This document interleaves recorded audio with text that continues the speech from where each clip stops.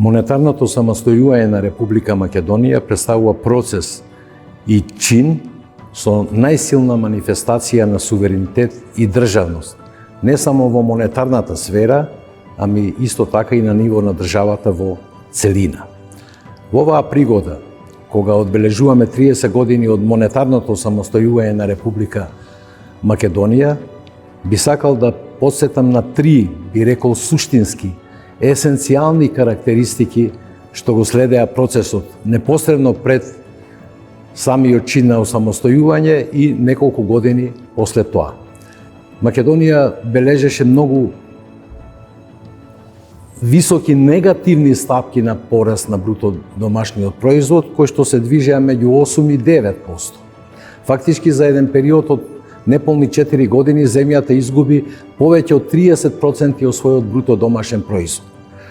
Во тој временски период во земјата беснееше инфлација. Во 1992 година на годишно ниво инфлацијата изнесуваше 1664,4%, што фактички е хиперинфлација.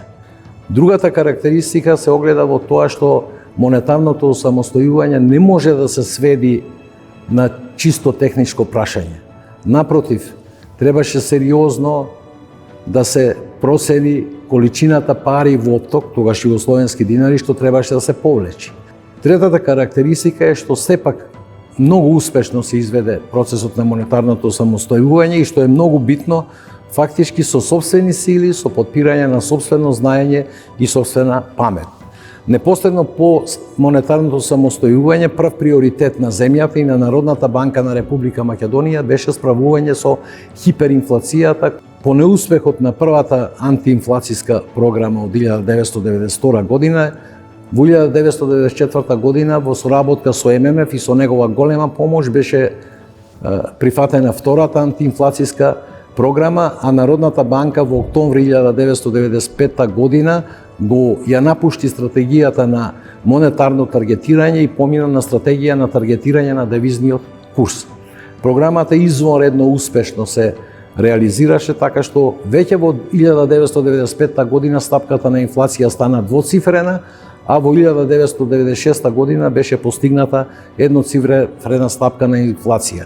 Се разбира, најголемиот терет на спречување или елиминирање на инфлацијата во почетокот го носеше монетарната политика, односно Народната банка на Република Македонија, но по 1995 година голема помош тука даде и фискалната политика.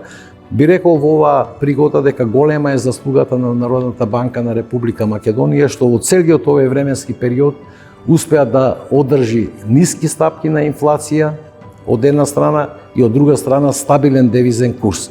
Така беше во 2001 година, кога беше конфликтот, цивилниот конфликт во Република Македонија. Така беше за време на големата рецесија 2008, кога инцидентно граѓаните почнаа исплашени од рецесијата да ги подигаат своите депозити или да ги трансформираат во цврста валута.